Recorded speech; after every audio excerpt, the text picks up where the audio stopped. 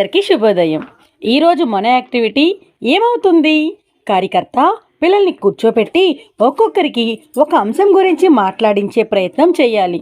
ఆధార్శీల page number 58 నుండి 61లో ఉన్న సూచనలు అనుసరిస్తూ పిల్లలతో ఏమవుతుంది అనే యాక్టివిటీ చేయించండి. ఇక్కడ ఒక అంగన్వాడీ కార్యకర్త ఈ యాక్టివిటీ చేస్తున్నారు. వెళ్ళి చూద్దామా?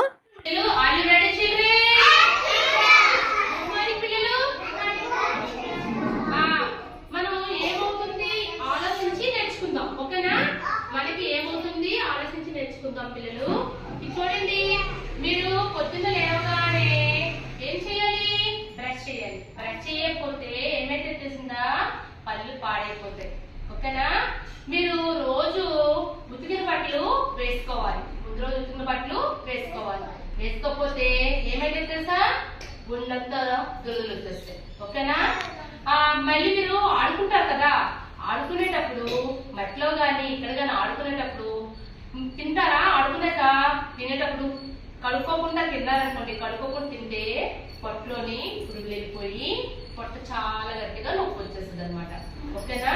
మీరు రాత్రి కూడా నా పడుకునే ముందు బ్రష్ చేసి పడుకోవాలి. ఓకేనా? ఓకేనా పిల్లలు? అయితే ఇక్కడ కొంతమంది నేను కొన్ని అడుగుతాను, చెప్పండి. ఓకేనా? మోక్షి, బ్రష్ చేయకపోతే ఏమైతుంది నీకు?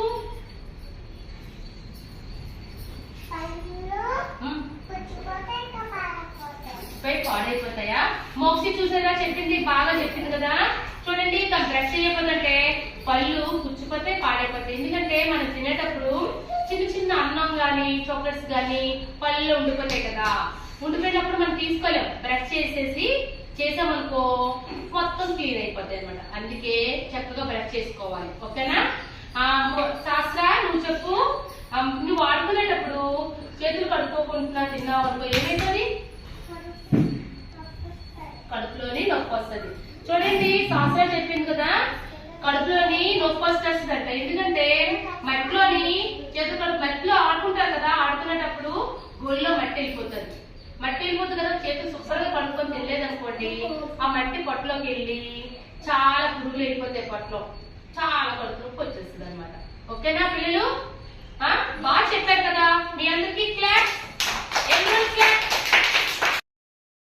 Thank you.